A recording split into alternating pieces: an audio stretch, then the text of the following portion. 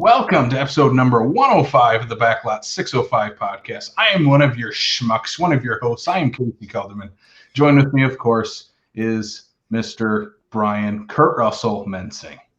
Oh, no, hey, I will take that for a middle name any day.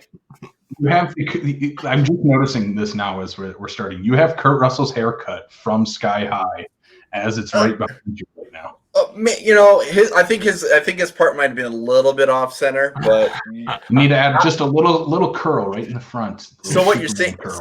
I forgot to tell you when I went to go get my haircut yesterday. I literally give a picture to the gal. I'm like, this is what I need to look like. It's just the poster of Sky High. it's that exact one. Yeah. I love it. That's awesome. That would be pretty funny if you actually did that. No, purely coincidental.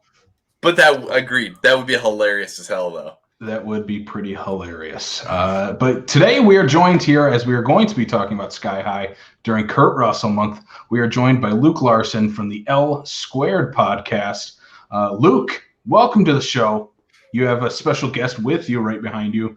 There's a video. What's that? What would be the right term for people watching this? Just watchers? Viewers, right? Yes. Yeah, sure. Viewers, right. Viewers. He's got a Nicolas Cage banner right behind him, and it's awesome. I love it. That's the kind of thing that should be hanging up in everybody's house. Exactly. Thank you. I've been saying that for years. If I ever get into government to become a lawmaker, that's going to be one of the first ones I want passed. It's mandatory. You have to have some sort of Nicolas Cage memorabilia watching over you all hours of the night. Preferably the more the Nick Cagey, the better. Yeah, exactly. Well, Luke, welcome to the show. Man, we definitely have to bring Luke back to do a Nicolas Cage episode at some point because I don't know. We could do a whole Cage a year, I think, and be uncaged. Awesome. But I'm surprised we haven't done it yet. To be honest, as much as we talk Nick Cage, I'm surprised we legit have not done this yet. We have not, but we will. We will definitely do a Nick Cage series. That'd be awesome. I'd be down for that. We'll just have him on for every episode.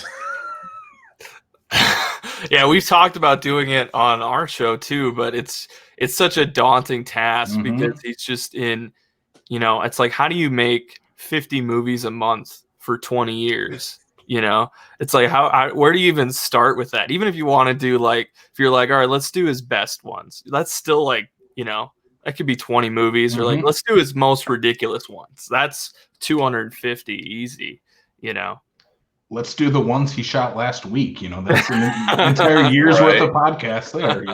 Yeah, exactly. Luke, tell us a little bit about your show. You also host it's a movie podcast, also based in South Dakota. Tell us a little bit about it. Yeah, the L Squared podcast. We've been going for just over 4 years now. And when I started it, my co-host and I, Old Legs, we actually were working on a popcorn farm. And just sort of realized we both had an interest in movies and just kind of started having these great conversations. And we were like, at a certain point, we were just like, we should just kind of start recording these. So a couple years later, we started the show and I love doing it. Like you said, it's mostly about movies, but when I started the podcast, I was like, I want to have a podcast that I can't really describe what it's about to people. I can't really just give you a rundown, which makes it very hard to market for the most part, which is it's a double-edged sword, but why should I listen to you? I don't know. Yeah, that's a really good question. It's just, we have really good chemistry and Old Legs and I kind of have different viewpoints on things. So we usually stick to movies for the most part. We just did a fun spook series for Halloween last month, did a horror movie draft, which was really fun. But we're the official podcast of the South Dakota Film Festival, so we get to do interviews with filmmakers every year, so that's awesome. But I've interviewed stand-up comedians, authors, TEDx speakers, stuff like that. Just try to keep the people guessing, Cool. Yeah, that's how I found you was through the South Dakota Film Festival, and then when you guys started doing your see, we had the same kind of banter in our show. That's exactly where I'm going with this. Because the story you just told about your show is like, I'm like, oh my god, that's the same thing. We have banter every episode. We're like, well, let's get some microphones and record a podcast. I'm like, that's the perfect way to do it. And man, instead of a popcorn farm, ours was a retail store. Ours was a retail store. That's right. Yeah. But yeah, Luke, where can they find the podcast? Is it out pretty much everywhere? It is now. For a long time, because we started it back when we started, it wasn't as easy to do a podcast. Mm-hmm. So it was like for a long time we were just on SoundCloud, just like, come on guys, help us out, get on SoundCloud, listen to it, and YouTube. But yeah, now we're on wherever you get your podcast. But you can find us on Facebook at L2 Podcast, on Twitter at L Squared Podcast, on Instagram at L Squared Podcast. You can find me on Twitter at Luke Larson 89. I retweet a lot of stuff, so I think it's a good follow. A good variety of stuff too, I think. Well, we're glad to have you. And the movie you chose was Sky High, and we're going to be talking about that here in the second half of the show. But let's jump into the box office first, because man, these numbers are kind of surprising this weekend. It was as far as pandemic box office weekends go, this was a decent weekend, especially for the way everything's been going in South Dakota lately. Yeah. And I have a theory, and we don't like to get too political on the show, but I think everyone was looking for an escape this weekend, something to shut. You can shut the news off, go to the movie theater at least one more weekend. And it's still been nice here in South Dakota. It's still nice enough to go out and do stuff. So I think that is definitely leading towards where we get number one, which is Let 'Em Go, the Kevin Costner movie that just came out this past weekend, opening up at $4.1 million. Again, we have more of the older generation actors that are like, hey, you know what? I can still make movies. Grandpas rule the box office. Right? I'm still on the fence about this movie. I don't know. I don't know. I've heard good things. I've heard really good things about this. That I have too. That does make me interested, though. One of the reviews I saw, they're saying it's been their favorite so far this year, which is few and far between. But I mean, that's a loaded statement. Yeah, was that your grandpa that said that? It was Kevin Costner that said that. Best movie. Yeah. Luke, what do you think about this? Did you have a chance to watch it? Are you going to movies right now? Is this something that would drive you to a movie theater at all? No, but I was going to ask you guys that. Have you been going to the theater recently? I haven't been for a few weeks. God, what was the last thing I think the last thing was that Tenet and New Mutants and Bill and Ted coming out for me. Yeah, because I think the last thing for me was going to see Nightmare on Elm Street. And that was the beginning of October. Yeah, same here. But I will be changing that here in a few days, though. Yeah, I'm hoping to. I was planning to get out, and we're unfortunately stuck in quarantine for now as we wait for some test results in our house to come back. But ruining my Monty Python plans. Come on. But I might go venture out and check this Costner movie out. I've been hearing good things. I was lukewarm on the trailer, but I've been hearing good stuff, and lots of people, as far as COVID numbers go, went to the movie. So I don't know. I might eventually check this one out. Yes, I feel like Kevin Costner just he'll give you a product, and it's usually good. Mm-hmm. Even his schlockier stuff is watchable because he just is charming and is a movie He's star. Kevin Costner. Yeah. So it's worth it. He's Mr. Dad. Brooks. He's our dad. Number 2 this week was Come Play, new horror film, $1.73 million. Continuing to stay atop the box office here, in the top 2 at least. Even though Halloween is over, people are still checking this movie out. I think it helps. It doesn't have a whole lot of competition. I was saying in the horror genre. So it was late to the release in October too. Like if this had been an early October release, it wouldn't be in the top 5 at all. No. But I think it's good for this movie that it's still getting some eyes on it, because I think any other year this would have maybe hit that October opening weekend in the top 5 and then would have dropped out really fast. Oh yeah. Yeah, it has that going for it. And I think it coming out around the Halloween is probably the best play for them. Mm-hmm. Granted, this is the one that Disney didn't tell us about until they basically dropped it, right? No, that's the other one that is not in the top 5. Oh, okay. This is the one that has Gillian Jacobs in it. Oh, right. Okay. Yeah. The one that was actually marketed. Yes, that one. Maybe that's why it came in at number 1 and 2 in the last couple weeks. That's probably why. Number 3, though, continuing with the Grandpa trend here, The War with Grandpa 1.5, going up from last week, which is crazy. Yeah. Drops 1 spot, but moves up in overall box office. So that's quite impressive. I have a theory for the reason why it increased. There's only so many seats available in the theaters right now due to spacing, that all the people that wanted to go see Kevin Costner and Diane Lane got rejected. They couldn't go to it. They're like, well, we're already out, so let's go see something. They're not going to go see, come play. So they're like, we'll go watch a funny De Niro movie. Yeah. We're sick of grandpas arguing on the television. Let's go watch some grandpas fight on the movie screen. Exactly. And they're like, you know what? We can't have Costner, so we'll have De Niro instead. I would love to see Costner do a slapstick comedy like this. With Robert De Niro? With Robert, like The War with Grandpa 2. Grandpas versus The War with Grandpa. The War with Grandpas. Yes. World. I'm okay with that. Yeah. I am too. I would go see it. I was out on this movie when I saw the poster. That's just a weird thing. I saw the poster for it and I was like, well, I'll just never see that movie. Yeah, it does have one of those posters. It's just bad. It's really bad. And it was sitting on the shelf for 2 or 3 years too. Yeah, where was our New Mutants style counter for The War with Grandpa? Come on. I was just about to say is that based on how young the kid looks, by the time the movie came out, he's probably able to go vote. Dang. We're just going to keep throwing jokes at it, but never touch it, are we?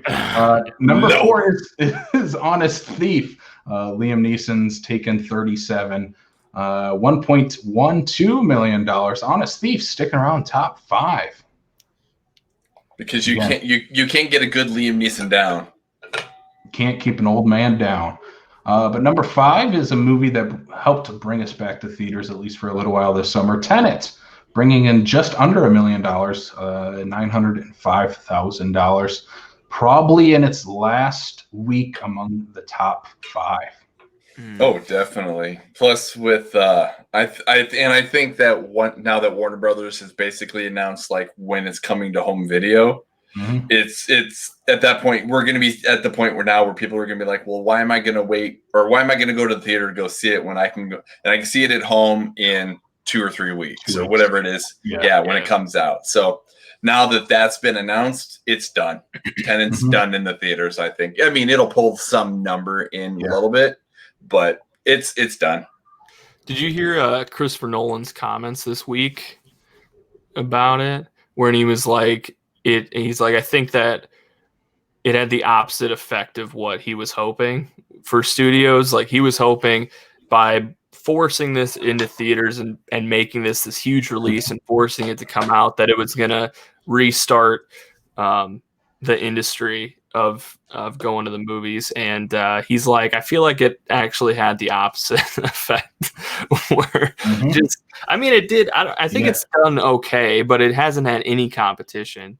And I think the thing that hurt it was that it wasn't, I don't think it was all that great. It was okay, but I think that for mainstream people that just want to go see a fun action movie, this was such a mind bender and just asked so much of you that I just think that I doubt there were very many people that when they did venture out to see it in the theater were like, hey, let's go see that again. Or like, oh, I'm going to go bring my friends to it, So.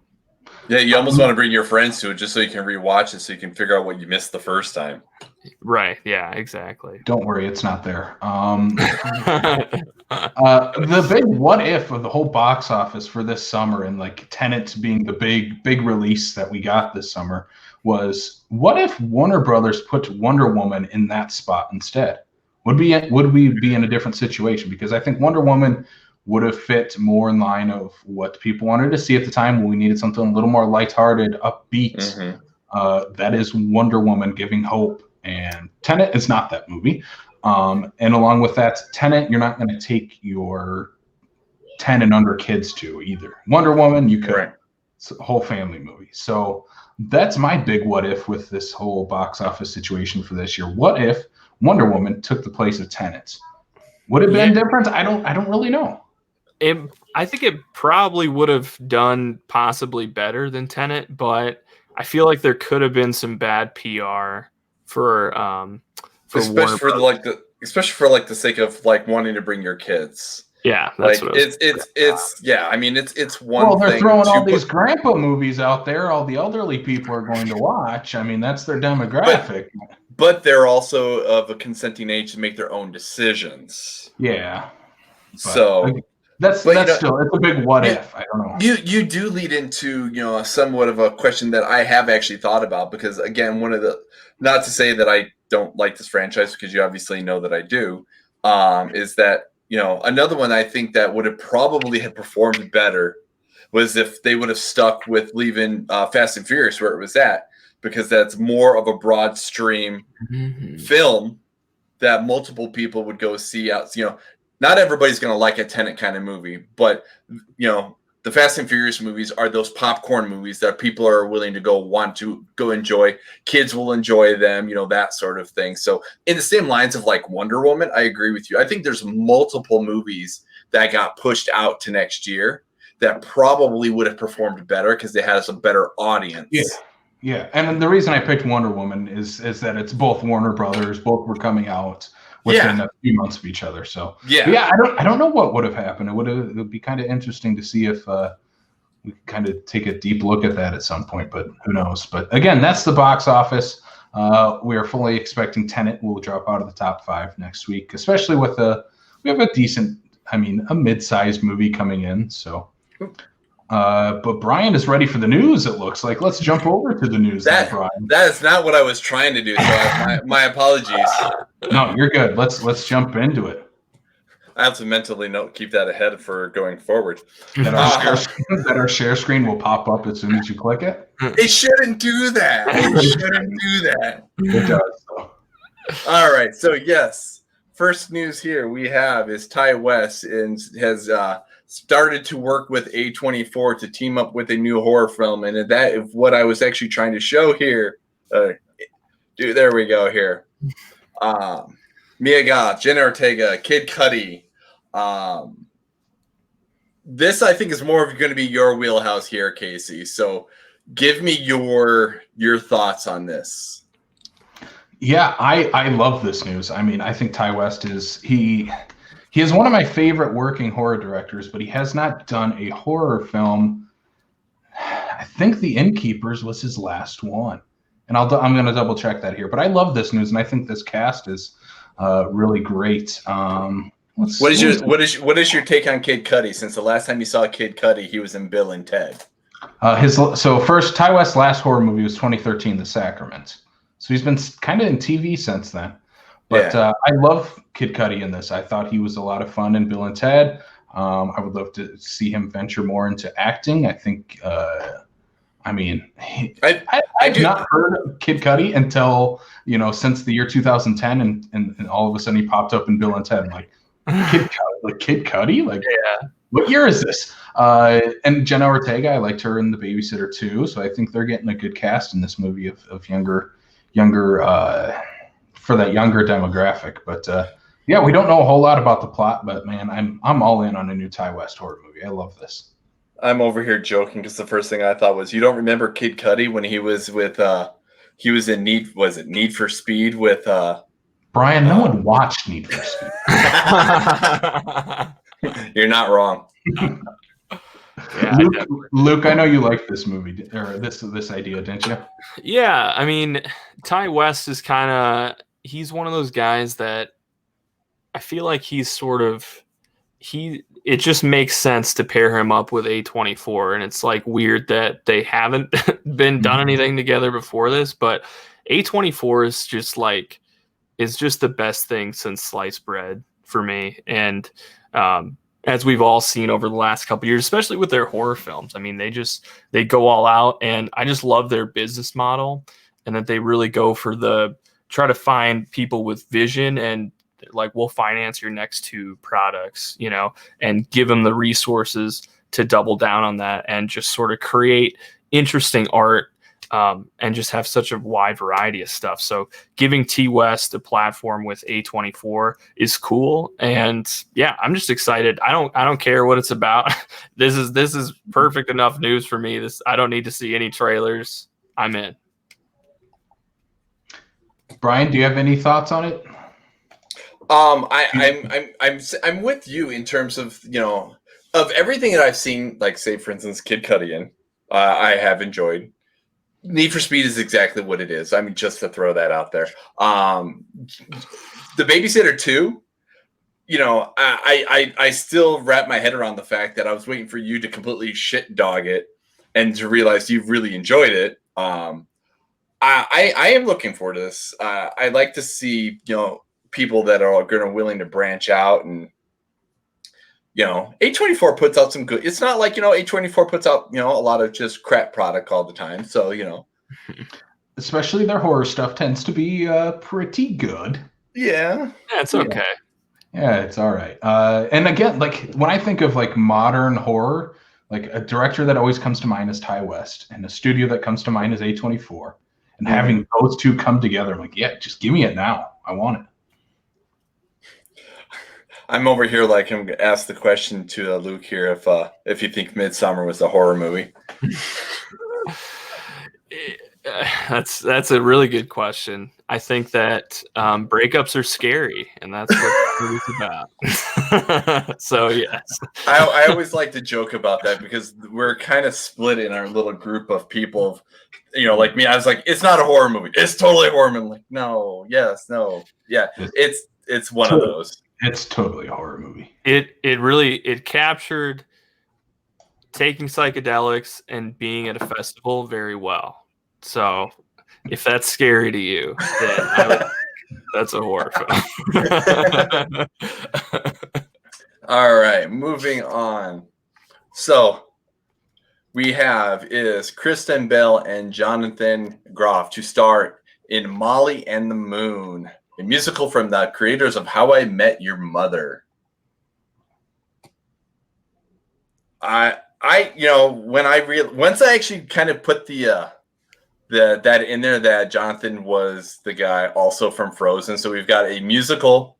What is a bunch? Oh my God, stupid things. There we go. Deadline getting their ads in there. Come on. I know, right? Yeah, is that we're talking in regards to obviously 2 people who know musical because they've done the Frozen movies and whatnot. There's been multiple musical numbers with How I Met Your Mother. A show I really enjoyed. Yes, I do realize that the ending sucks. Not good. But the pairing of this, I am fascinated by. So I'm curious to see how this progresses and see what exactly we're going to get out of this, because since obviously it's an original musical, we have no idea what we're getting yet. We have no precedence yet until they start releasing more information. Yeah, I like this news too. I don't know Jonathan Groff from anything besides, I guess, his voice from Frozen.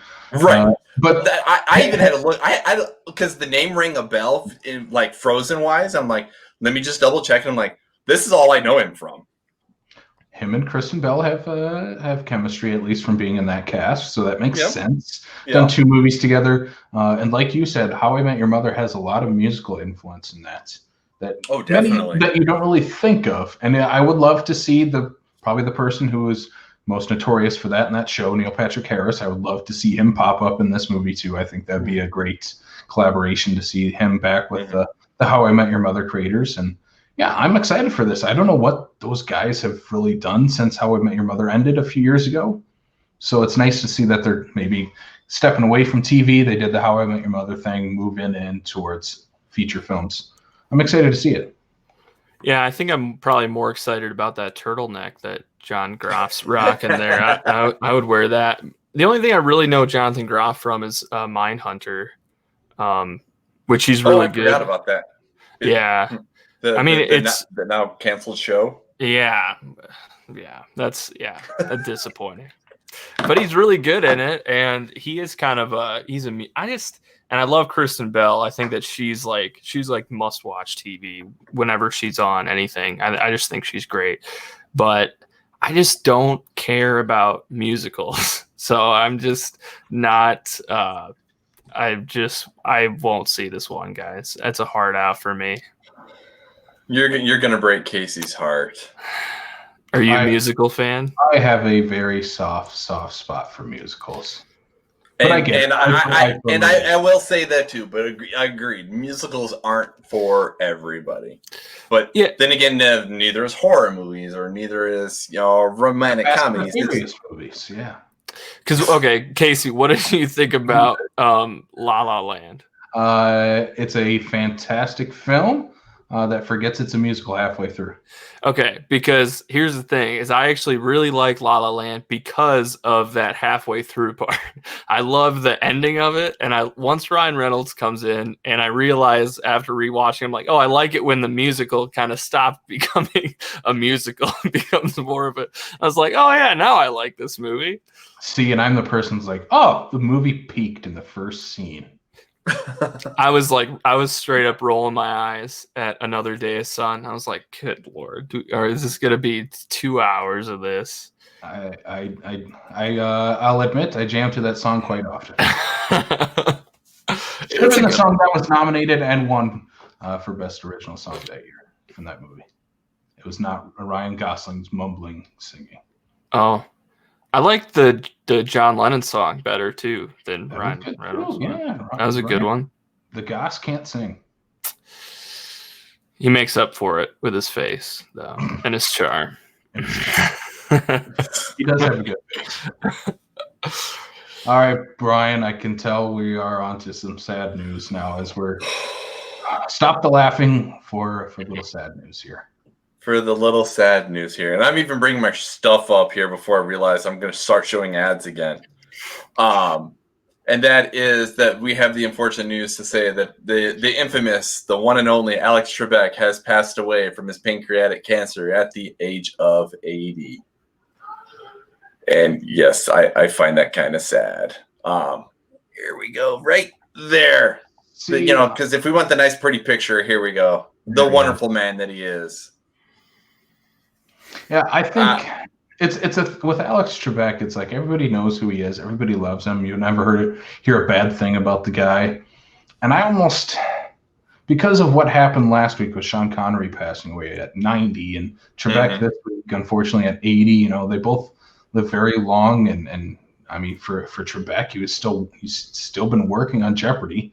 So. Yep. Yeah, they've had very long and illustrious careers, and to see those two who collided many times on SNL, but never in real life, to have this happen so close, it's almost, it's a little cathartic. Like it almost feels right in a way. And I don't like saying that because we have lost someone tremendous, but again, that it's a course of life. It happens to all of us, but I like to think that those two are having a laugh together now, and like, having a good time saying, maybe quoting the SNL stuff together. I don't know, but yeah, of course, tremendous host and all around. Just always heard the best things about him.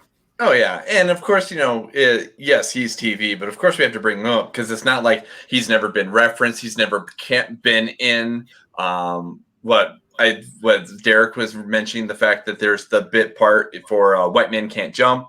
Like, he's been in movies, so I'm like, well. That qualifies, man. We're gonna talk about this, man. Just because he's TV doesn't mean that he doesn't deserve at least a couple minutes worth of discussion. Yeah. And I also did come across here's the fact that excuse me, is that this is not the last that we have seen of Mr. Trebek here, and that he did film a cameo for Ryan Reynolds' film Free Guy to come out here next year. So we will still get to see a little bit of that last little bit of him before we don't get to see him anymore, unless it's reruns. And I do think there is another episode of Jeopardy coming out, I believe on Christmas Day, or I saw something about that too. Mm-hmm. So we do have him on Jeopardy at least one more time to look forward to. Good.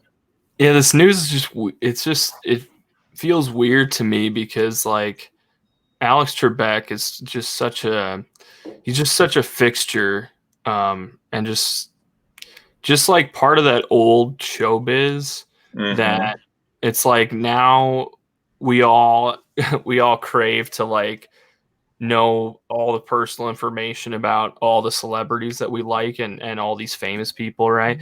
But he's just part of that old guard that it's like, I don't know one thing about Alex Trebek other than he hosted Jeopardy forever, and that's like all he is in my mind, and it's like I've never honestly had never even considered his life outside of it until today, when he passed away. And it was like, can you just imagine hosting the show for that long is just insane. And yeah, one of the best to ever do it. But yeah, cancer's tough, but he fought the good fight, and he'll be missed. And think of how long he fought before he even acknowledged it to the public too. Like he was still doing the show and going through treatment and all this stuff, and all of a sudden, like, okay, you know what? It's probably to the point where we don't know. It's starting to take its toll and whatnot. We have to tell everybody. And you're just like, oh, wait, no, you can't. No, you can't do that. Yeah. I know. I remember me. This is one of the things that my parents would always record. Every time they wouldn't be home by the time the Jeopardy was on, but man, we watched Jeopardy every single day. So this is part of my childhood right here. Man, those game shows. It was like I had one thing to look forward to at home when I was homesick as a kid. It was Wheel of Fortune in the morning, and then I'd get to watch Jeopardy at night because I'd be home on time and not have to worry about getting home from school or anything. So it was always like those two were like two big game shows. I was like, yeah, I could at least watch these today while I'm homesick. So yep, yeah, exactly. All right, so let's try to transition out of here into what we have coming soon to theaters. We do have some new releases coming in. First up, we do have Freaky, which hits theaters November 13th from director Christopher. Director and Christopher together. Director Christopher Landon.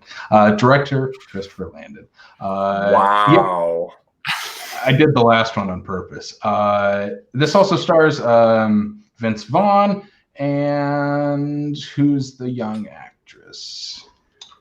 Way to be prepared, Casey. What is her? Catherine Newton. Okay. I forgot what her name was. She's in like one movie. The Happy Death Day girl, right? No, this is the Happy Death Day director. She was in that John Cena comedy. Playing with Fire? No, not that one. Blockers? Blockers? Yeah.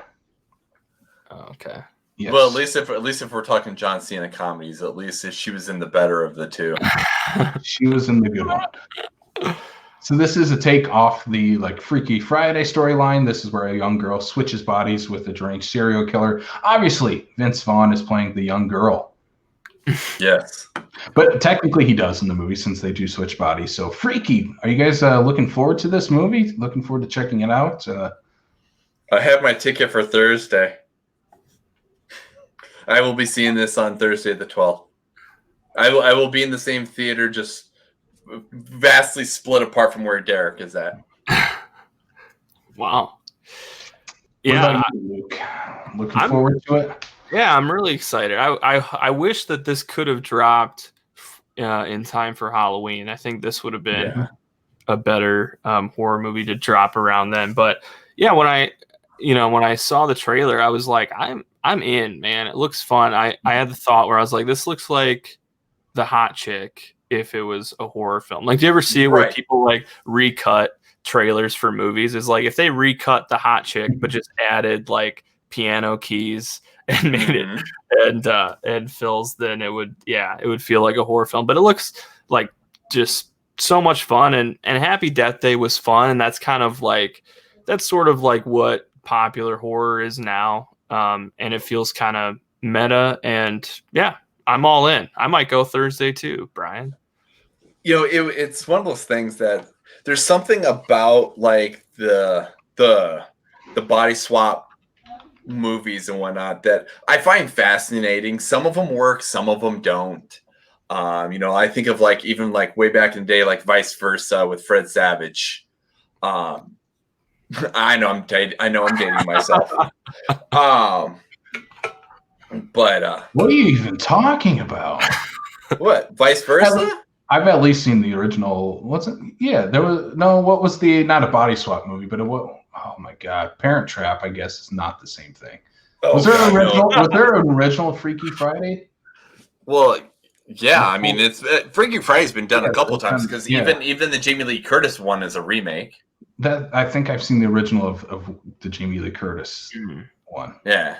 So it's those kind of things. I mean, it's not a new concept. It's just a different take on it. I don't know if it's ever been one, like you said, that's ever been done as a horror film. So, and Vince Vaughn looks like he's just having a blast making this film.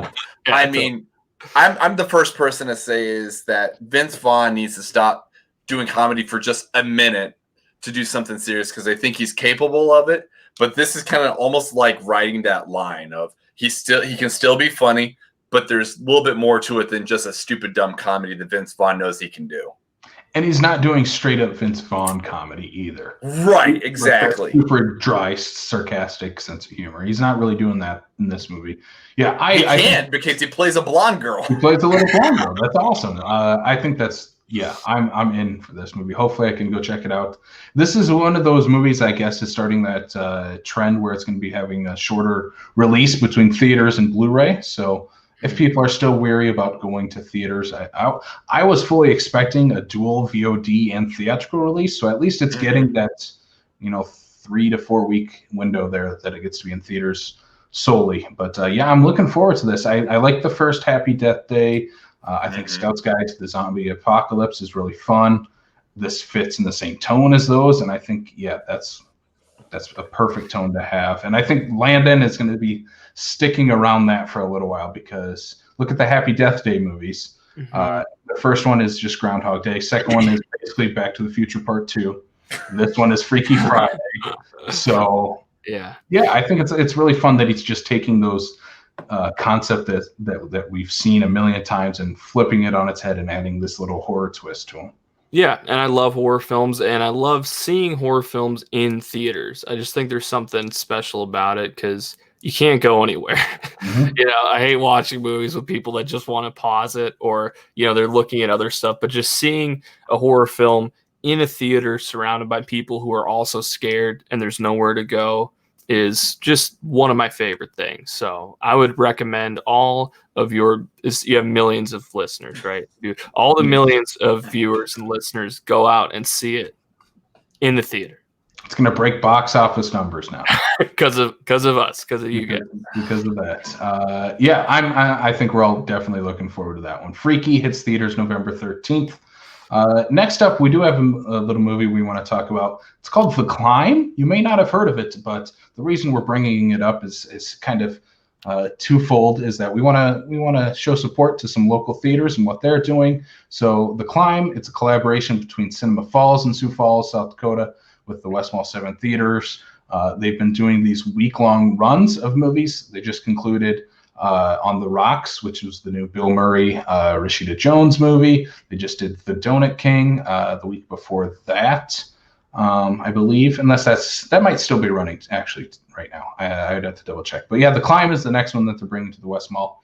It is about lifelong friendships. A lifelong friendship between two guys, which starts to fall apart when one guy reveals that he slept with the other's fiance. Dun dun dun. Oops. Co-stars George Wendt. Yes, please. So yeah, this is The Climb heading to the West Mall 7 for a week-long run.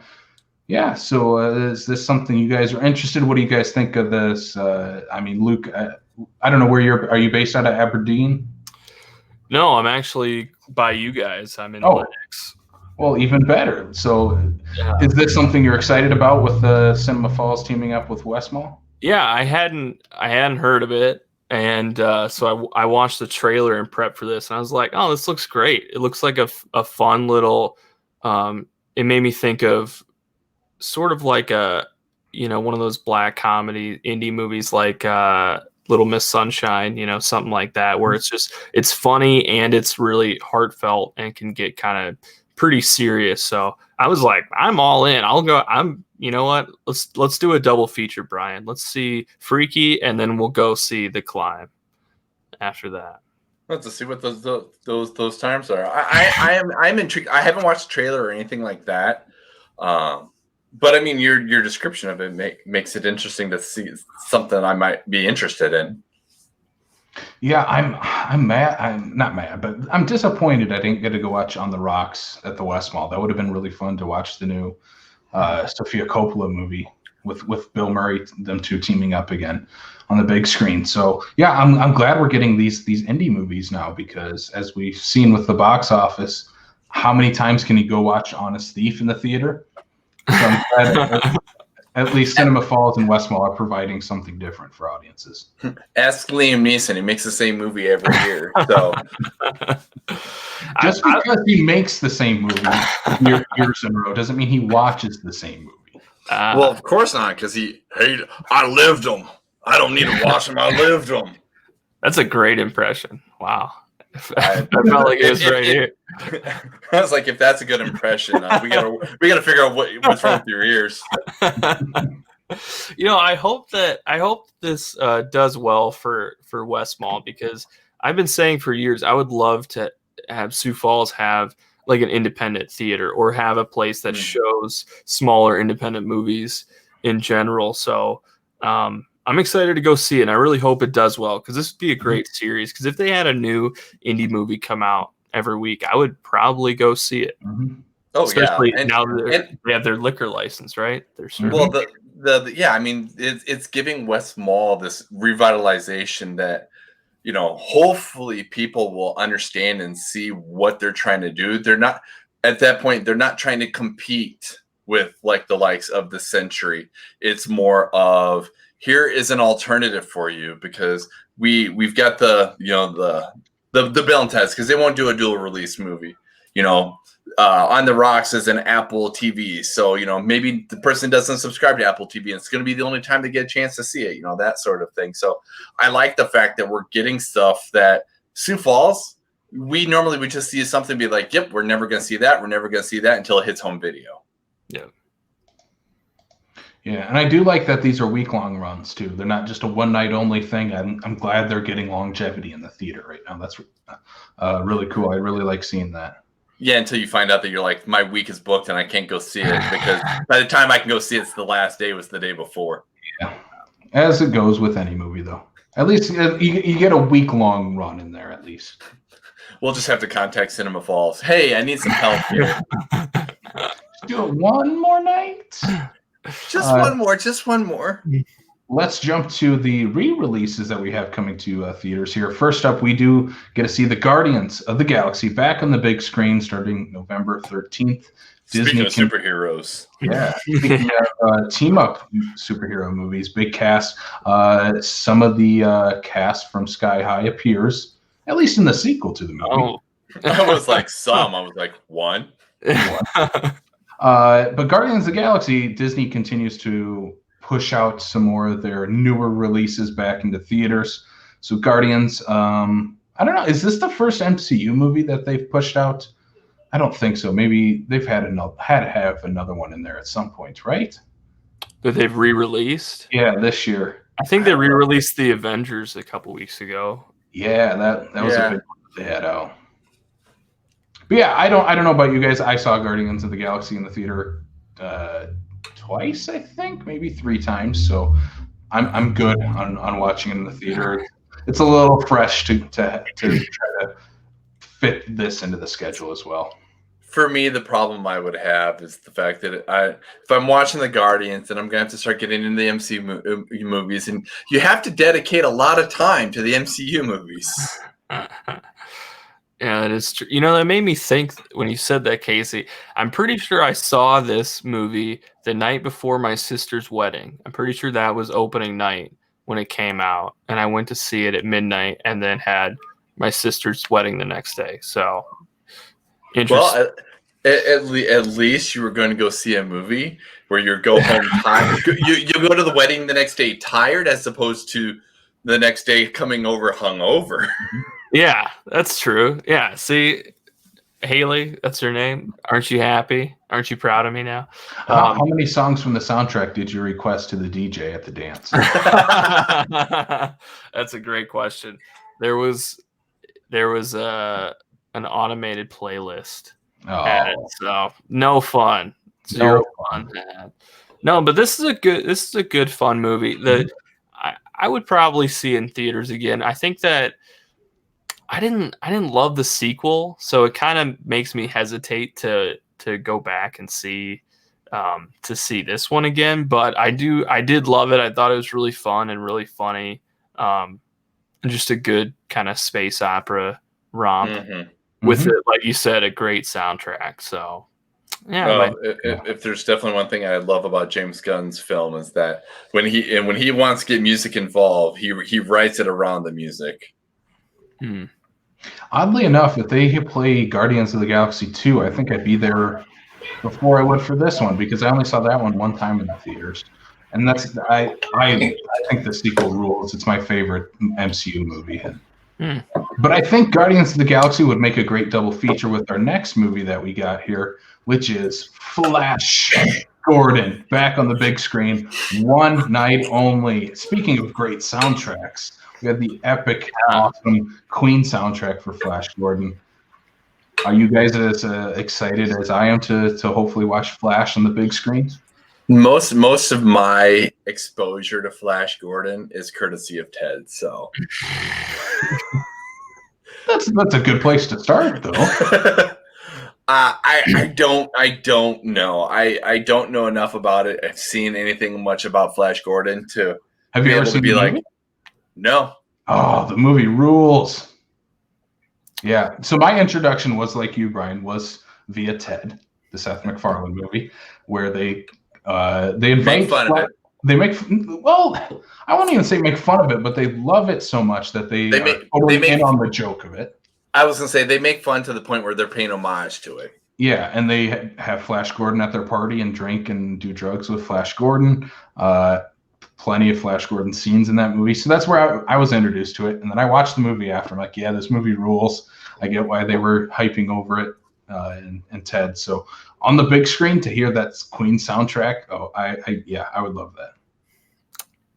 I tried to watch it one time and it was just too campy for me. I just couldn't get into it. It was like this belongs in 1980 or whatever is made. Like it can stay back there because it's just, I don't know if it's rough, but maybe I should go in with an open. Maybe seeing it in the theater, would change my perspective on that.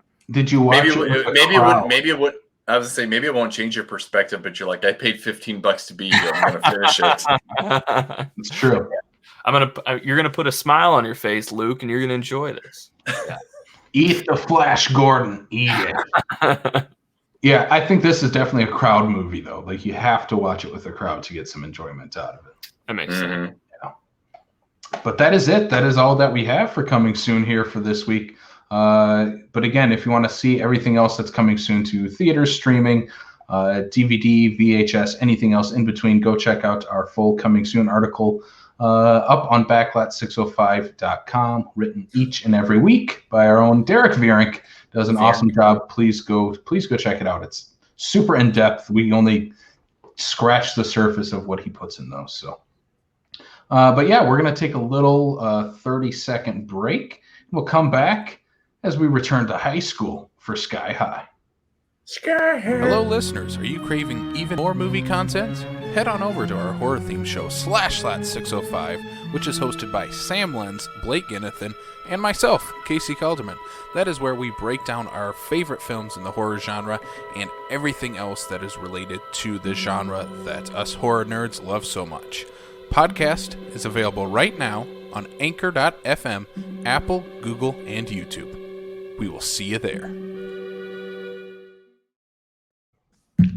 All right, we are back here talking about the 2005 Kurt Russell-led film Sky High. This is a Disney film, a Disney original. So back in 2005, we get to see some of the young, fresh faces of, again, a younger Kurt Russell. We get to see Danielle Panabaker, a young Mary Elizabeth Winstead. There is so many people in this cast, including some of the older actors in it. Like I said, Kurt Russell, Kelly Preston, Kevin Heffernan.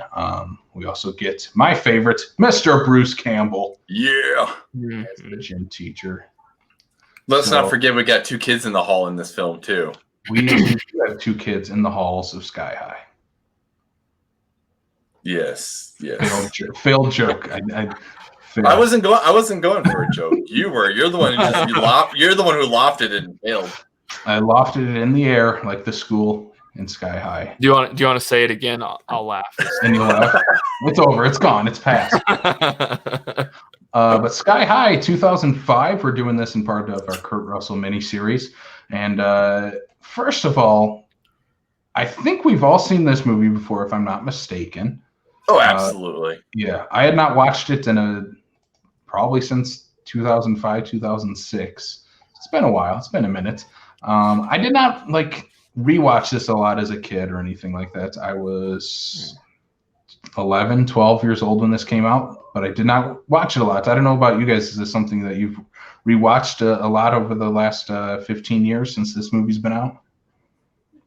For me, it's one of the things that if they happen to be on TV or something like that, I would watch and whatnot. Occasionally, if something comes through, I'm like, oh yeah, I'll rewatch that and whatnot. But it's not like an annual watch or anything like that. For me, it's just a good, fun film. Luke, what about you? Yeah, so I love this movie, man, and I'm about the same age as you, Casey.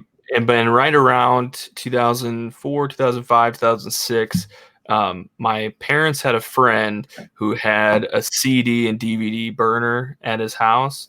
So he was a coworker there. So whenever I would go to my parents' office, I would make a list of movies that I wanted to see, and he would rent them and watch them, and then he would burn the DVD and give us a copy of the burnt DVD, which was awesome. So from 2004 to 2006, we just had this stack of burned copyrighted movies, and Sky High was one of them. And so I watched that thing on repeat, and I loved it. I can't remember. I watched it in prep for this, but I think I'd seen it once in the last couple years, but it's sort of gotten forgotten in time just because of the onslaught, obviously, of superhero films that have come out. But I think that this offers something different too, because I was thinking about it, and it came out in the time when, Blade had come out and done well, but that was also, I think, a lot to do with Wesley Snipes at the time. But then it was Spider-Man came out, and that was a huge hit. And X-Men came out, that was a huge hit. And then we had Spider-Man 2 and X2. And it was kind of oh, this is sort of part of the industry now. And these are films that can be successful, and can come out. And it was, so we had kind of started to figure out how to do superhero movies, or just starting to. And when this came out, to be sort of a almost meta take on it, and I love that they kind of captured the campiness of it and had fun with it. I have a lot more thoughts on it, but I loved it. I love this movie. Yeah, I think the reason it's still. I know Casey didn't. No, I did not love this movie. No. But I will try to keep it as positive as I can. My biggest gripe is if this movie didn't have Kurt Russell and Bruce Campbell in it, it'd be a Disney Channel original movie, and that more so goes in terms of the writing and the directing of the movie. I just don't think it's very well written or directed. But I think it's also a Disney movie.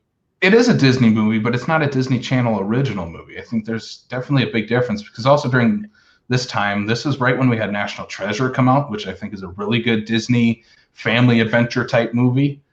And I would have liked something more in that type of tone, where it's not like too on the nose with what it's trying to do, or trying to be too adult that the kids can't understand it. I think it's a good balance in that movie. But this one definitely leans more towards that younger audience, the ones that were watching Disney Channel at the time. But I think that's nothing against the cast in the movie. I think the cast is really, really good in this movie, and they're all in. Like, Russell is all in on playing this Superman type character. Mm-hmm. Bruce Campbell is totally in as the gym teacher who never left high school. I love Dave Foley. I love Dave Foley. Dave Foley might be the best part of this damn movie. But then I think the kids stuff is just, I'm like, it's a little too on the nose and cheesy for me. Especially like the relationship drama and the bully drama. I'm like, we've seen it, we've done it. Let's mix it up a little bit. But yeah. I will say this movie here though is what gave me more interest. Well, outside of the fact that who was making the movie in the first place, but two people in this movie to go in and do something completely different and be in Red State made me want to watch Red State even more, because we've got, what's his name? Nicholas Braun and whoever plays Will. Michael and Gennaro both go on to play in Red State for Kevin Smith and whatnot. So it's one of those ones like, hey, I know those guys. And the only reason why I even knew them ahead of time was because of this wonderful film. So if it makes you feel better, Luke, I'm on your side, not his side. So. Yes, that means we win. It is a straight up Disney movie. There is no arguing it's a straight up Disney movie. We've got Kurt Russell going full circle because he was a Disney kid. Right. So, you're not going to it's not going to be your kind of Disney movie that's going to go to the Oscars and win awards for anything. But, hey, it was, yeah, like those count. Like Kurt Russell wins a Teen Choice Award and puts it on the mantle next to, some high accolade. I think awards are jokes anyway, but I would put my Teen Choice Best Kiss Award right next to my Best Actor at the Academies. So, but again, I think put it on the back of the toilet seat. Hey, it's a decoration. I think Kurt Russell is a lot of fun in this movie, and again, I think I'm definitely in the minority on my feelings towards the movie, because when we put our initial post out about we're doing Kurt Russell month, what movies do you want to see us cover? I was super surprised by how much I was fully expecting the Kurt Russell Carpenter ones, Big Trouble, The Thing, Escape from New York. I was fully expecting those and some of the Tarantino collaborations. I wasn't expecting so much love for Sky High, and I think it definitely resonates with a lot of people. This movie does, and I think it definitely goes back to how many times you watched it as a kid, where it resonated with you. I think you remember the scenes, the characters, especially. I at least think that every character in this movie at least has, for the most part, something to do. Mm-hmm. And I think the side characters at least are all pretty memorable. You still remember, like, even just looking behind Brian, like the girl in the magenta who turns into a guinea pig. Like, obviously, you remember that. That's something memorable about the movie. I mean, my favorite side character is Ron Wilson, bus driver, and I think it's a joke that totally works throughout the movie. I think it's I do think that one of the reasons why, and you kind of touch on this here, is regardless of the story, regardless of the direction and whatnot, they had a good, solid cast. Like even Ron, the bus driver, Ken Hefferman of Broken Lizard, crushes it. He's good in this movie. Ron, the bus driver. Mm-hmm. Yeah, and that's what I was going to bring up too, is like everybody's committed. Like everybody's in on it. And like you said, Brian and Casey, it is a Disney movie, and it's going to be a Disney movie. And so I don't think there were any illusions about that, but I just loved that everybody committed so hard. Like, like you said, Bruce Campbell is just having a blast. Kurt Russell's having a blast. And I thought all the kids did well too. I think maybe the main character, I forget the guy's name who played Will, he's maybe the weakest out of all of them in my opinion, but he doesn't do bad as just sort of the Keanu Reeves blank-faced, main character. But I was surprised that rewatching this the other night was like, I thought a lot of the jokes really worked for me. Now, I mean, just subtle stuff, just like the nurse where she's talking to him and she's like, "Oh, he kicked me through that wall," or but see that is also Cloris Leachman, who is an icon in her own right, and probably couldn't fail that scene though either. Yeah, that's true. And I think most of the jokes with the comedic actors really work. They work really well. Yeah. Yes.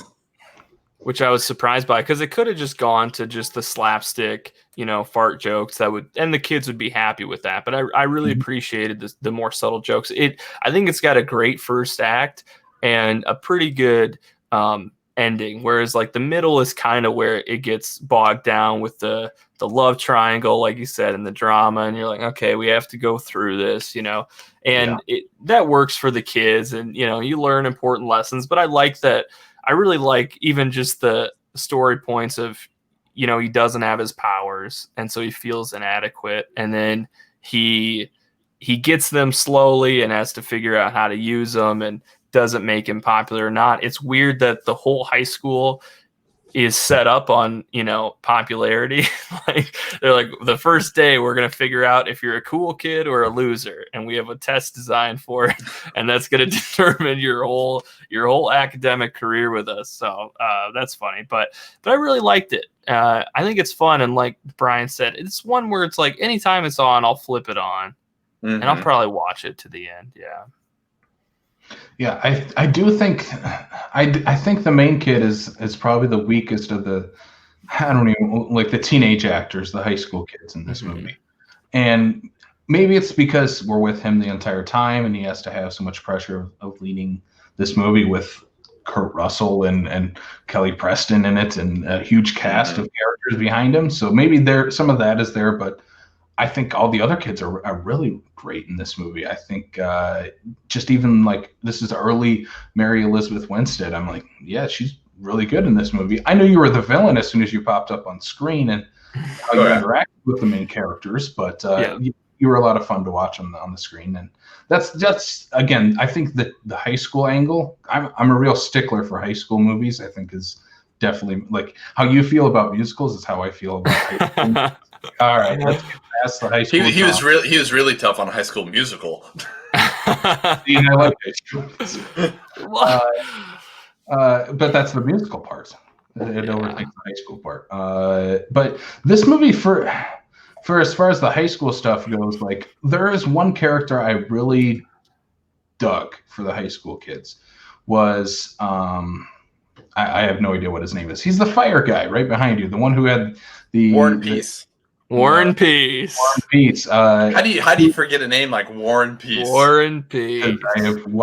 I remembered nothing from my childhood watching this, and now I've completely forgot everything about it. But I like his character though. I think he was good, and he had a great, like, I wish we had followed him instead of our main character, because he has a fun, interesting angle that he goes about his high school career, because his dad was captured, put in jail by Kurt Russell, who's like this big alma mater to the school, and his son is supposed to be the next version of that, the next Superman.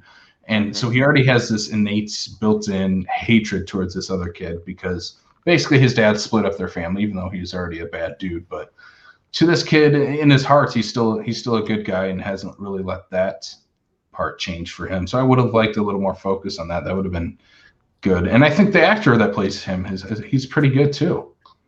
I will say, I agree with the fact that the beginning's good, the ending is good, the middle is a little bit off and whatnot. But at least of the middle that we get, you do get to see the softer side of Warren, if you will. You don't realize that he's just a complete dick because his dad was a supervillain.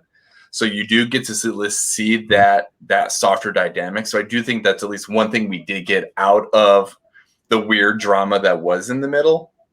I mean, you can only be so hardcore when you're cleaning tables off at the Chinese restaurant. Yeah, those scenes were really sweet. And when he lights the candle with his finger, and you're like, oh yeah, Warren's not so bad. Yeah, no, I agree. And like, there are some really good action set pieces in this. I thought, like the common scene in the lunchroom where he gets his powers. That's a fun fight. And I was like, rewatching, I was like, these effects are pretty good throughout. And the tables falling in and stuff starting on fire, and like the tray melting after he does it, that's all practical. It's just like, wow, this is really great. And the when they're testing to see what their powers are at the beginning, and Save the Citizen. Yes. Was so much fun. Oh, I think that's the best action set piece. Yeah, so good. So like, yeah, there's like little things like that it's like, I really appreciate the work they put into this movie that by all rights should have just been a schlocky, dumb Disney movie. And I think it's a little bit more than that, in spite of what Casey says. Agreed. See, my favorite line comes from the Save the Citizen scene. It's when Dave Foley and Kevin McDonald are there standing and talking to each other. Like, remember when we used to use real humans? real citizens. Real citizens. Yes. That's a perfect bit line. Well, and that's actually one thing I enjoyed about the sake of like the older actors in this film. Those two, Bruce Campbell, Cloris Leachman, all of them and whatnot, is they gave that ability to kind of throw those little jokes out, those little things that would basically be something for an adult to understand and get, where the kids would just think it's just throwaway or don't even care and whatnot. But yeah, it's those little things I do also enjoy. I think one underused adult cast member is Jim Rash. Yes. So when he shows up in person as just Jim Rash, as the dad, Mr. Grayson to Mary Elizabeth Winstead's character, he is given nothing to do. But he has the one line. He's like, "Are you the boy with six arms?" And he's like, "Nope, just two." Well, give them to yourself. Yeah, I could have used more. I love Jim Rash. Could have used more. The one thing I like he's also about like the jester character that I did not like at all. I'm like, well, I don't like that. I'll say this for Jim Rash though. I mean, when you see him in his normal form as the dad form and whatnot, like he looks like that kind of guy. Like you open up the door and he's not going to be that dad who you think is going to beat the living crap out of you, but he's like the one where you feel like I can't do anything bad because otherwise he's going to glare at me and I can't handle him glaring at me through his glasses. Like there was just something about his presence of just standing in he's built for a role like that.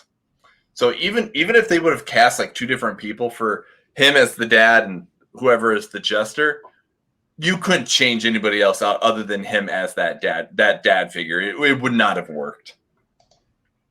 I just don't think he's given enough to do, and that's just because I love Jim Rash. Yeah, like I'll say when I was younger, I loved the cutaways to like Major Payne and the jester spying from, the cave where it cuts to them. But then rewatching it, you're like, okay, yeah, this is definitely more for the kiddos. There was some funny stuff, but the choking and then him saying uncle is like, yeah, I mean that's something for the kids. But it's a super Power Rangers vibe to those scenes. And those two characters especially feel like the Mighty Morphin Power Rangers are going to fight them next week on Saturday morning. Yeah, well, even when Major Payne gets into her outfit and to full on suit, she looks like a Power Ranger. Yep. Yeah. That's the one of the biggest flaws I have with this movie is the villains and a lot of the suits feel like they're from Power Rangers. Like, why Disney? You have money. Let's not give a TV budget to this movie. You have freaking Kurt Russell in this movie. Give it some money.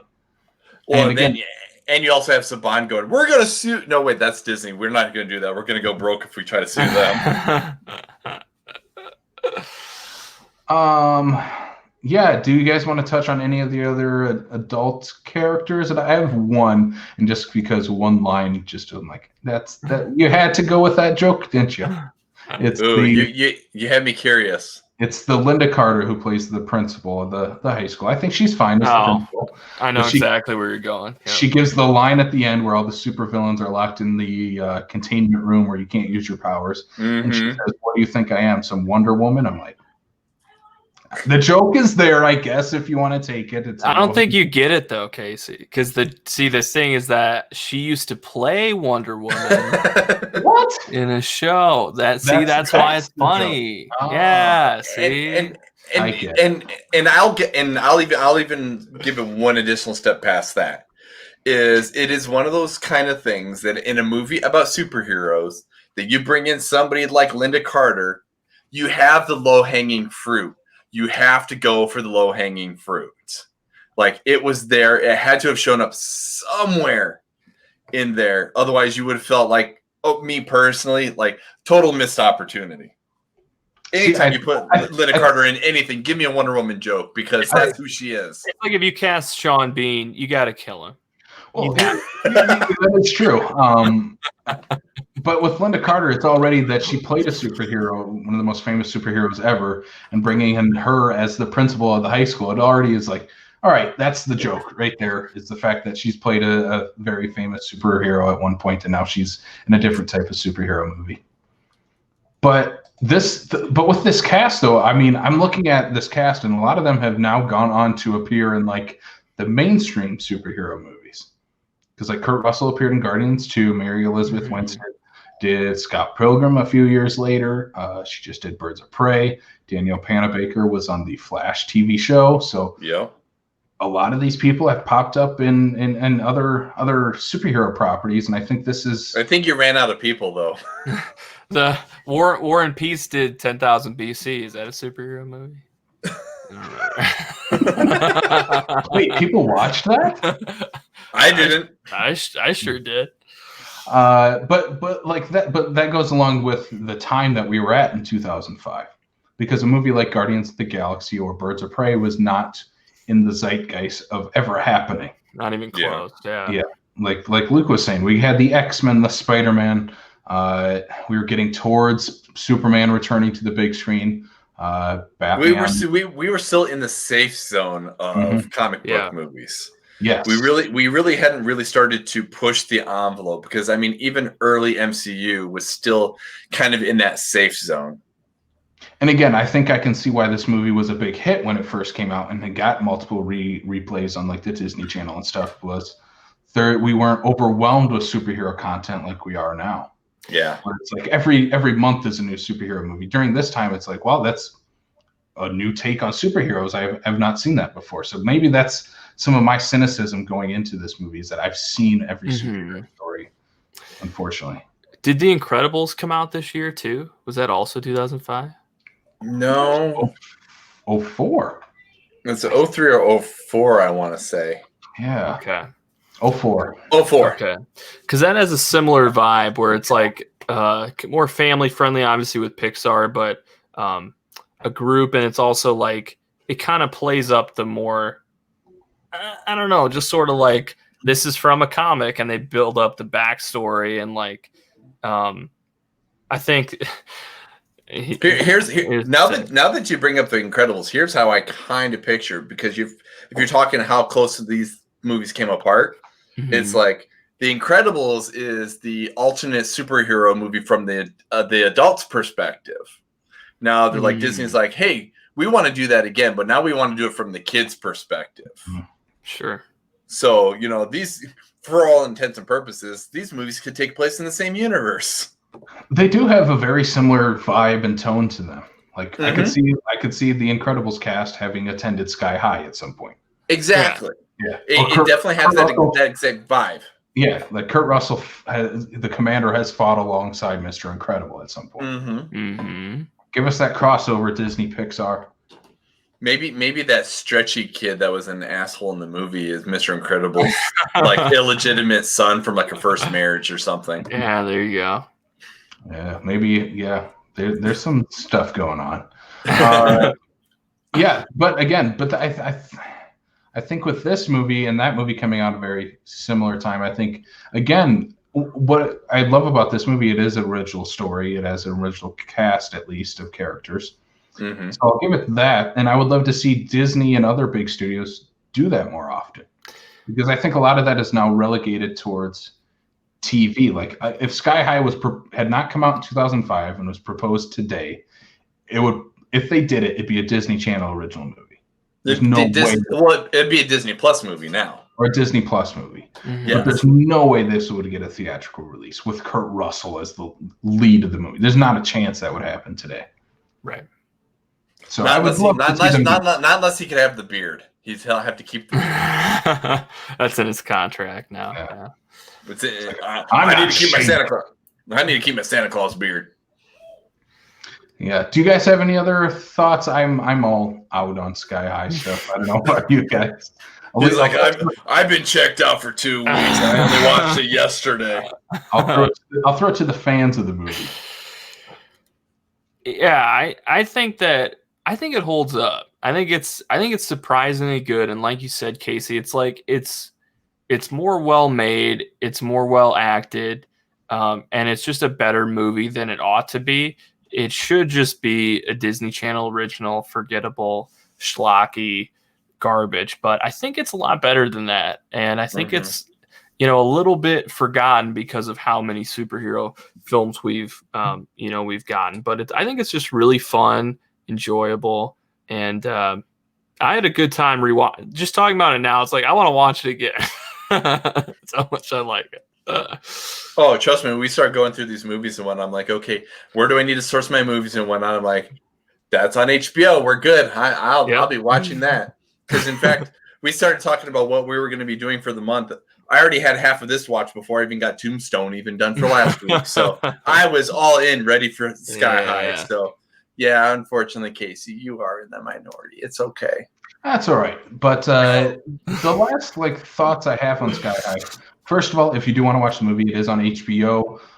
It is also coming to Disney Plus. I believe the 1st of December is when that's December 4th. So December 4th. So yeah, it's because I happen to look. Readily available for you guys to check out. But the final thought I have is this movie is the superhero version of Halloween Town. Yeah. Are you making more references to Halloween Town? What's that? Never mind. Keep going. Because it is pretty much the same thing. Sky High is like Halloween Town. You have to take a bus to get there. It's filled with all these kooky characters. It's a fish out of water. Fish out of water, trying to figure out where you fit in this world. And you have your elderly is like someone who has very much been a part and ingrained with this world that you're trying to, in a way, live up to. I think there's some similarities between the two. That's where I get a lot of the Disney Channel vibes to this. You're saying that like it's a bad thing, Casey. I think you just made this sound even better. For fans of both, it probably does sound better. I've never seen Halloween Town, so I can't say much. Love it. I love Halloween Count 2, Calabar's Revenge even more. Yeah, that movie rules. Yes. So again, I don't know where I was trying to finish with that, but that was my similarity I came up with this Halloween Town. So yeah, that maybe make a great double feature. Check those two out. Look at you rambling like I normally do. Yeah, I don't know how to end it because I'm not very positive. You're positive. You probably won't watch it for a while. Luke and I, on the other hand, be like, go watch it again. It's a fun family film. And you're like, give me a musical. If Sky High was a musical, then I'd like it. I had a musical number in the cafeteria, like a high school musical. I would be all in on that. Sky High 2 by the makers of How I Met Your Mother. Sky High. There we go. Musical. Come on. Let's get it. The Sky High School musical. Yeah, we can do it. I would watch it. All right. But yeah, that has been Sky High 2005. I guess we didn't wait. We should actually one more thing before we end this conversation. We're talking about Sky High because of Kurt Russell. Yes. Am I the only one in saying Kurt Russell is not in this movie enough? He's not in the movie enough. He's not in the movie enough. Yeah, agreed. He's not. He's just not. He should be in it more. Where's the director's cut of Sky High? We want to Yeah, he does such a good job. I would take him in every scene. I would have taken like, yeah, even they could have done like a substitute teacher thing where he has to sub or something at school and he's there, one day. That could have been fun, especially if it would have been if he would have had a substitute teacher for a class that his son was in. Yeah, and then like Will's still trying to pretend that he has powers, and his dad is there. Yeah. Yeah, we got to do a sequel, guys. We got to write it. I'm subbing for the superhero class, but you're not in it. Where are you at? Like, this is before he tells his dad he's a sidekick. Yeah. He's like, oh, I'm not feeling well. I'm in the bathroom. Yeah. There's plenty of there. I was just tutoring the sidekicks. Come on, Dad. There you go. Yeah, I'm not actually in hero support. I felt bad for him, so I'm just hanging out in here. Yeah, trying to get them up to our level, Dad. Yeah. Right. All right, Sky High. Go check it out or not. I don't know. That's up to you guys listening. Go Sky High. Sky High. Give us the sequel, Sky High School Musical, please. Yes. Oh. I don't even know how to respond to that. Sky High the music. No.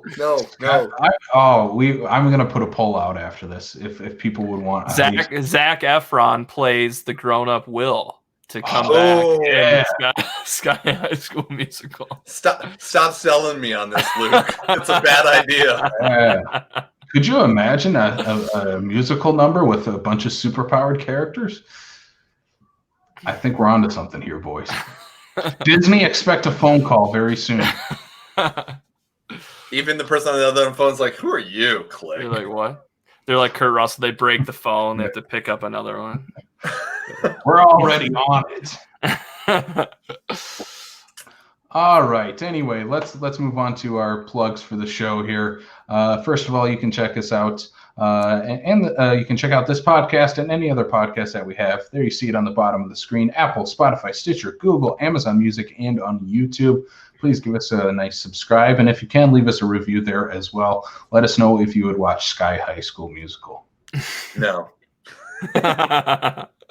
Also, check us out on backlot605.com. That's where you can find our latest movie news, reviews, articles, discussions there. And you can also join us on Patreon. You can join our Patreon tiers. We have a $1, $3, and a $5 tier. We are working on getting our $5 tiers. Their Kurt Russell bonus episode. We've just figured out which movie that will be. That'll be Used Cars. Oh, dear. Oh, that's a classic. Robert Zemeckis, Kurt Russell. A movie I have not seen, Brian. I don't know if you have either. No. So we're going in blind, and I'm pretty sure it's got boobs, guys. Pretty sure it's got boobs. We're in. Kurt Russell. Is that a bad thing? No, I'm just whetting your appetite, Casey. Yeah, until we watch it, they're not there. We'll be like, you failed us. You lied. See, that's what Sky High needed in the movie. Boobs. Yeah, a kid's Disney movie needs more boobs. Needed to be edgier. But yeah, go check us out on Patreon. We'll be releasing that episode a little later on in the month. But Brian, where can they find us on social media? You know, the typical social media, the Facebook, the Twitter, the Instagram, all at Backlot605. I am having enunciation problems like you earlier. What the hell? I know. Also, check us out on Facebook with the South Dakota Film Community Group. Join the conversation. We like to talk to people about movies because you know what? That's what we do. That is what we do. It's what we do. And next week, we will be continuing Kurt Russell month as we are talking Death Proof. Kurt Russell. Yeah. We go from Sky High. Basically the same movie. Perfect balance. Yeah. Kurt Russell and Mary Elizabeth Winstead are in both. See? Very different. There's a connection there. Same universe. I would. Tarantino should direct our Sky High School. Sky High School Musical. He's already got like 7 things in the fire to try to make his last film. So no other movie can be his last film now. Besides High School Musical with Kurt Russell. This has to be it. Yeah, that has to be yes. it. That is next week though. We also have a fun little event that we are planning right now, which is Plan 9 from Outer Space. You might have heard of it. You might have seen it in the movie Ed Wood. This is Ed Wood's cult classic. We are going to be doing a movie night watch along. So we're going to give our thoughts, our opinions. We're going to laugh a lot at this movie. It's ridiculous. It's horrible. It's one of the worst movies ever made. Come join us. It'll be fun. So that is in the hands of Manos. We can maybe do that down the road too. But Plan 9 from Outer Space, movie night watch along November 20th at 7 p.m. on Facebook and on YouTube. So come hang out. Let's do a virtual movie night and just bash on this horrible movie. That's so much fun. Heck yeah. Yes. So again, Luke, thank you so much for joining us. Where can they find the L Squared podcast? Yeah, thank you guys for having me on. Yeah, all the same places, wherever you prefer to get your podcasts, we are there. And you can find us on Facebook at L2 Podcast, on Twitter and Instagram at L Squared Podcast. Check us out. Let us know. I want to hear all your thoughts on the Tarantino-led Sky High School musical. Yeah. Yeah, we're going to make this happen. It's going to happen, people. We're going to Will Stronghold it into existence. But like Will Stronghold. We need like a soundboard or something like that. I do need a boom boom sound effect somewhere, but yeah. So Luke, thank you again. This has been a blast, man. I'm glad to have you on, and glad to have Mr. Nick Cage join us for at least a little bit, even though he was silent this entire time. Yeah, it's amazing. It's amazing how silent he really was, because he's never a silent kind of guy. Tells you the respect he has for me as a man. I love you as a man, man. I love you as a man. Are you the one that stole the dinosaur skull? No, I paid for it fair and square. All right. So thank you all for listening to the show. This has been our Sky High little review, spotlight, whatever you want to call it. Again, thank you, Luke Larson, for joining us on the show. For Brian Mensing, I'm Casey Kelderman, and we'll see you guys next time on the backlot of South Dakota.